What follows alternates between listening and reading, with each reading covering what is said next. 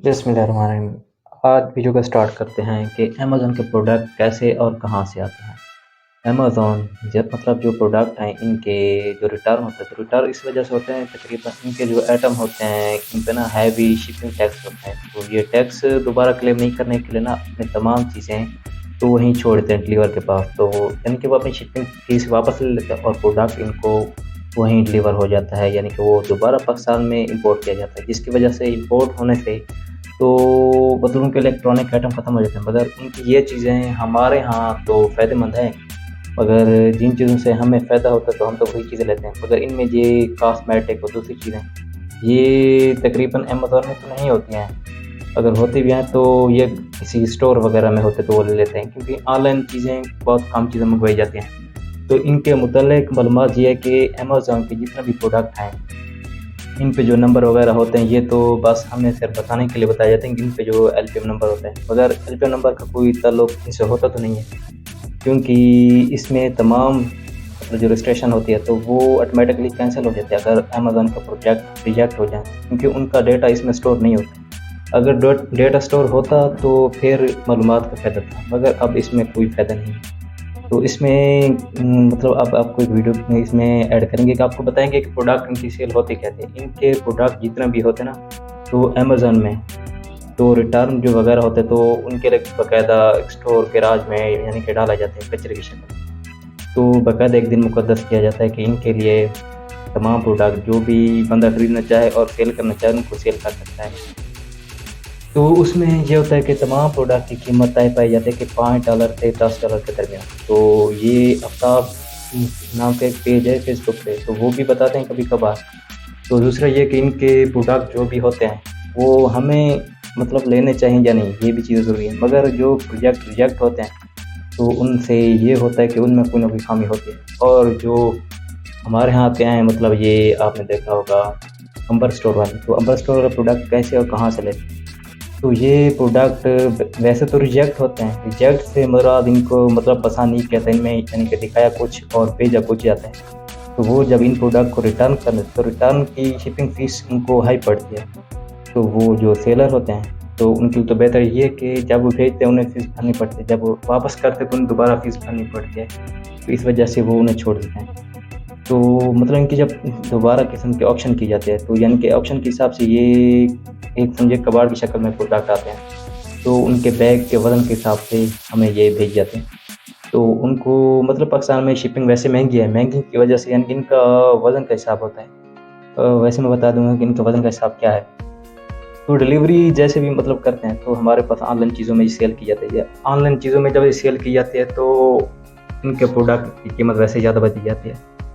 मेरे ख़्याल से अगर एक एस्टिमेट भी किया जाए तकरीबन 600 से 650 के किलो के हिसाब से इनको लगता है, क्योंकि तकरीबन 1 साल पहले की बात है जब सऊदीया से इम्पोर्ट किया गया था। कुछ सामान था, मेरे दोस्त गए हुए थे तो उनने सामान मंगवाया था। तकरीबन वो कह रहे थे कि हमारे यहाँ तकरीबन सऊदी अरब से और पाकिस्तान में डिलीवरी तकरीबन 2 महीने के बाद होते हैं, मगर इनके प्रोडक्ट जब भी पाकिस्तान आते हैं तो तकरीबन 1 किलो के पीछे तकरीबन 1000 किलोग्राम के तकरीबन 4 दिरहम या 3 दिरहम होते हैं, यानी कि इन पे टैक्स।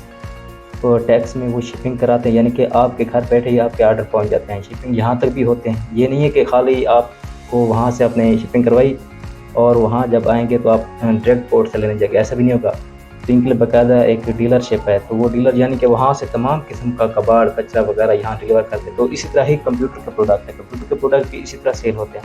उनकी सेल होने की वजह भी यही है क्योंकि वहाँ इनका रेट होता है हाई, पाकिस्तान में हाई होता है और वहाँ से जब ये आते हैं कबाड़ की शक्ल में, तो ये तकरीबन 10 कंप्यूटर को साफ़ करने से एक कंप्यूटर बन जाता है। जब एक कंप्यूटर बनता है तो उसकी कीमत तकरीबन ये 8000 16000 इस तरह से बेचते हैं। तो उसमें रैम अलग से, हार्ड डिस्क अलग से, इस तरह से इनमें। अब न्यू प्रोडक्ट की बात किया तो मेरे ख्याल से न्यू तो कुछ भी नहीं होता, सिर्फ चंद पॉलिश वगैरह और इनकी रैम रोम चेंज कर देते हैं, यानी कि तमाम चीज़ें इकट्ठा करके अपने एक चीज़ में सेटअप करते हैं और बाकी जो चीज़ होते हैं फिर उसमें थोड़ी इलेक्ट्रॉनिक्स में डाली फिर किए। अब ये भी तो नहीं है कि तमाम प्रोडक्ट जो भी मंगवाए जाते हैं कि वो ख़राब होते हैं, तो ये ख़राब होने की बात भी नहीं है, क्योंकि उसमें जब कंपनी अपना कॉन्ट्रैक्ट छोड़ती है तो वो अपने तमाम किस्म की चीज़ों को छोड़ देती है वहाँ पे। तो वो चीज़ें अब दूसरा बंदा जब उस स्टोर को लेता है, तो ज़ाहिर-सी बात ये है कि वो उस स्टोर को उसी हालत में तो नहीं चलाएगा। अब एक कपड़े वाला स्टोर लेता है कि उसमें मैंने कपड़े के लिए स्टॉक करना है या किसी दूसरे सब्ज़ी वगैरह के लिए स्टोर करना है। तो अब कंप्यूटर, लैपटॉप उसके तो किसी काम के नहीं। तो उसने उसी कंप्यूटर वगैरह को, जो कंपनी पहले थी, उसको कहता है कि ये अपने तमाम किस्म के इस्तेमालात के सामान हटा दे, तो वो इन चीज़ों को हटा देते हैं। जब ये चीज़ें हट जाती हैं, तो फिर वो दोबारा कहाँ जाते हैं? क्योंकि अमेरिका और दूसरी कंट्री यूके यानी कि एशियन कंट्री में ये सबसे बड़ा अहम मसला है कि आपके तमाम प्रोडक्ट जो इलेक्ट्रॉनिक्स के हैं, तो उनको डिमोलिश करना लाज़मी होता है। अगर इनको आप डिमोलिश नहीं करेंगे तो आप पर काफ़ी सारा टैक्स ऐड हो सकता है। तो इसमें इम्पोर्ट करने में सबसे अहम जो जगह हैं वो है पाकिस्तान, इंडिया, नेपाल, बांग्लादेश, अ, नाइजीरिया जैसी कंट्रीज़ हैं। तो उन कंट्रीज़ में ये सप्लाई होते हैं। और जब उन कंट्री में सप्लाई होते हैं तो उन कंट्री से ये चीज़ें बिल्कुल पॉलिश और साफ़ करने के बावजूद साफ़ करने से फिर ये दोबारा हम तक आती हैं और हमें इन चीज़ों के लिए एक्स्ट्रा पैसे अदा करने पड़ते हैं। एक्स्ट्रा पैसे कैसे? मतलब मतलब बता दें इस तरह के, अब उन लोगों को तो ये चीज़ जब मिलते हैं, एक चीज़ें चलती वगैरह जो चलती यानी कि रहती हैं, स्टार्ट होते हैं चालू चीज़ें, उनकी कीमत अलग से रेट से पड़ती है। उनमें ये भी नहीं बताया जाता कि ये तमाम चीज़ें चलती हैं। उन्हें कहते हैं कि ये चीज़ें चलती हैं, अगर आप लेना चाहें तो इनका रेट ये है, अगर आप यहाँ से लें और दोबारा आप किसी को बेचें, उनका रेट आपकी मर्ज़ी के मुताबिक है। तो ये 3-4 किस्म के कैटेगरीज़ होते हैं, यानी कि आपने देखा होगा कीबोर्ड लैपटॉप के या वैसे कीबोर्ड, माउस वगैरह आपने देखेंगे किसी कंप्यूटर की दुकान पे चले जाएँ तो वहाँ स्टॉक में पड़े रहते हैं। तो वहाँ पे जब स्टॉक पे पड़े रहते हैं तो वो चीज़ें आपको किस तरह फ़ायदे में रहती हैं? जब इस तरह रहते हैं कि आपको तो तकरीबन एक कार्टन के हिसाब से कार्टन मिला उन्हें 6000 का, 4000 का। तो जब वो कार्टन के 6 4000 का मिलता है, तो हमें तो तकरीबन 400-500 का एक कीबोर्ड वगैरह दिया जाता है। तो कीबोर्ड जो होता है उनमें भी सफाई का काम किया जाता है। अब वैसे तो उन कंट्रीज़ में सफाई का काम होता है, जब तक हम तक वो पहुँचते हैं उन कंट्री का असल मकसद अपनी ही कंट्री से कचरा बाहर फेंकना। सबसे ज़्यादा यानी कि एक्सपोर्ट करने वाला जो मुल्क है, एशिया मुल्क, वो है चाइना।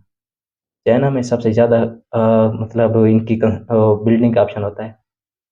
तो ये सबसे ज़्यादा जो बिल्डिंग वगैरह होती हैं, इनकी कंस्ट्रक्शन के आइटम इस्तेमाल हुए, दूसरों में हाई लैपटॉप, लो लैपटॉप, अब जो मतलब ये सेल फ़ोन वगैरह हैं, इनका भी यानी कि कबाड़ हमारे पाकिस्तान में आता है। अब देखा जाए तो सबसे पहले जब भी कोई चीज़ बनती है, तो पहले चाइना, चाइना के बाद वो चीज़ यूएसए में पब्लिश के बाद वो पाकिस्तान में बाद में पब्लिश होती है। जब वहाँ से वो चीज़ खत्म हो जाए, उसका म्यार खत्म हो जाए, वो ज़ीरो पे आ जाए, तब वो सेल होती है। अब सेल होने की वजह ये नहीं है कि वहाँ पे उस चीज़ की कदर नहीं रही। सेल होने का मकसद ये है कि जब उन लोगों ने एक्सपीरियंस किया कि ये चीज़ चलने के काबिल है, तो तभी हमारी कंट्री में आई। मगर अगर चले जाएँ तो हम इन कंट्रीज़ में, ये इंडिया और पाकिस्तान में, तो इन कंट्रीज़ में एक्सपीरियंस की तो कोई बात भी नहीं है। एक्सपीरियंस बेस पे ना तो आपको कोई काम मिल सकता है, ना एक्सपीरियंस बेस पे आप कुछ हासिल कर सकते हैं।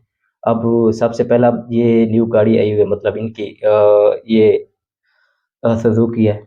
अब सुज़ुकी जापान की भी देख लें, ये कल्टस न्यू मॉडल जो है जापान की भी और पाकिस्तान की देख लें। तो इन चीज़ों में से आपको क्या बेहतर है, ये तो आपने बहुत से रिव्यू में देखा होगा।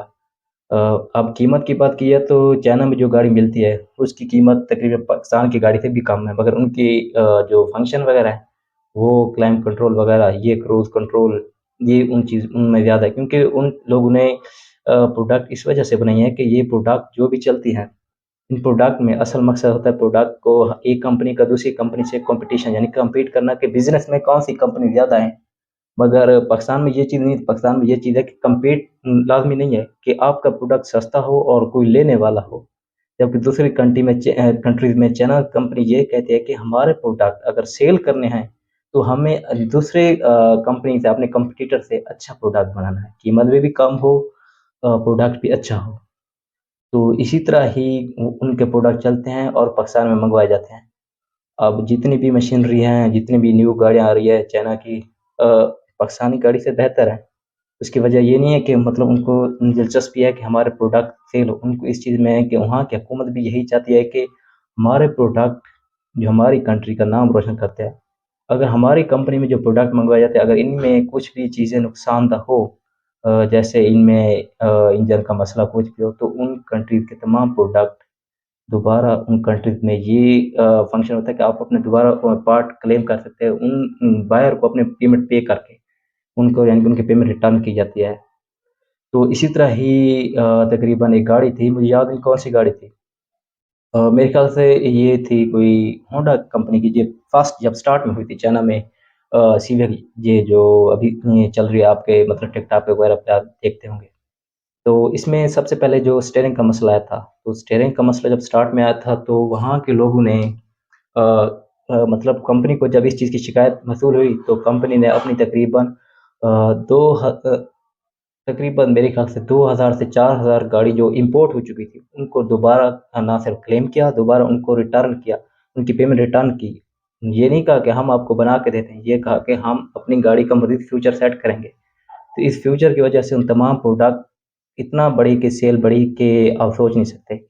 जहाँ उनकी गाड़ी तकरीबन अगर एक साल में अगर सेल हुई पिछले स्टार्ट में तकरीबन 4000, तो अगले साल उनकी 16000 तक बढ़ गई, क्योंकि उसकी वजह ये थी कि वहाँ के तमाम किस्म के नुक्स वगैरह दूर किया गया। अगर आज भी हम मतलब वहाँ के प्रोडक्ट का और यहाँ के प्रोडक्ट का मुआयना करें तो हमें वहाँ के प्रोडक्ट बेहतर मिलेगी। अब ये बात नहीं है कि प्रोडक्ट जो बन रहे हैं कि वो भी अलग-अलग थे, नाम भी सेम है। सिर्फ़ फ़र्क ये है कि वहाँ से जो प्रोडक्ट यानी कि प्रोडक्ट वहीं से आते हैं, असेंबलिंग पाकिस्तान में किया जाता है। जब असेंबलिंग पाकिस्तान में की जाती है तो उसमें अब हर जो मैनेजर बैठा होता है, मैनेजर जिसे आप कह जाएँ डीलर, डीलर ये चाहता है कि हमने कहाँ से बचाना है, रेट भी हमने वही देना है जो रेट चल रहा है।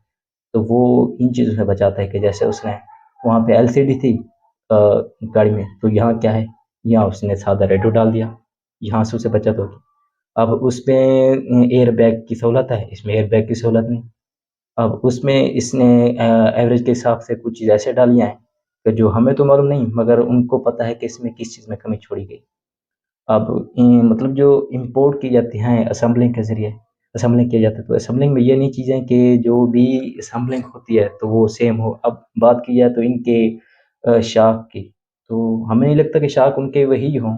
स्टिकर तो डाला जाता है मगर स्टिकर के बावजूद भी वो चीज़ें हमारे पास नहीं आती। मतलब उनकी सहूलियत मुयस्सर नहीं होती। तो मैं तो यही कहूँगा कि अमेज़न के प्रोडक्ट, हम्बल स्टोर है, चाहे कोई स्टोर है, इनके मैंने काफ़ी सारे रिव्यू देखे हैं और वीडियो भी देखे हैं। अब एक आधा ड्रोन डाल दें जैसे कोई प्रोडक्ट अमेज़न का नहीं होता। अब एलपीएम नंबर की बात की जाए तो मेरे ख़्याल से अगर एक्सेल पे चले जाएँ तो तकरीबन मेरे ख़्याल से आपको तमाम एलपीएम नंबर रजिस्टर करके देंगे, अमेज़न के किसी स्टोर का बना के दे देंगे। अब जिन भाइयों की इनकी बड़ी वेबसाइट है एम्बर स्टोर की, तो उनके लिए कोई एलपीएम नंबर जनरेट करना कोई बड़ी बात नहीं है। और जो लाखों में खेल रहे हैं तो वो हज़ारों लगा के भी लाखों की बना सकता है। एक अमेज़न अकाउंट बनाया, तो उस अमेज़न अकाउंट पे अपने ही नंबर जनरेट किए। क्योंकि पैकिंग करना तो हमारा काम है ना, अगर हम प्रोडक्ट बेचेंगे, हम पैकिंग करेंगे ना, हम बारकोड डालेंगे ना, तो शिपिंग वगैरह के लिए तो आपको वहाँ छोड़ना होगा जहाँ इनका स्टोर है। तो स्टोर पर तो कोई चीज़ नहीं है, स्टोर पर सिर्फ़ वही शिपिंग कोड, वही आपकी ट्रांज़ैक्शन आईडी डाली जाती है। सिर्फ़ कोरियर वाला वो बंदा होता है जो अपनी ही ट्रैकिंग आईडी डालता है, वो भी तब जब आपका प्रोडक्ट आपकी कंट्री से निकल कर दूसरी कंट्री में चला जाए। तो इन कंट्रीज़ के लिए मतलब ये कहना मुश्किल है कि ये प्रोडक्ट असल हो। तो मेरी तो यही गुज़ारिश है कि अगर आप मतलब इन चीज़ में इंटरेस्ट लेते हैं, तो छोड़ दें, इसमें कोई फ़ायदा नहीं है। अब अंबर स्टोर के तो मैंने वीडियो पहले भी देखे, इनके जब आप देखें तो वो तोड़े की शक्ल में जो चीज़ें होती हैं वो कहें कि एक बैग कह लें, बैग में जो चीज़ें होती है वो अब उसमें देखें आपको क्या मिलता है।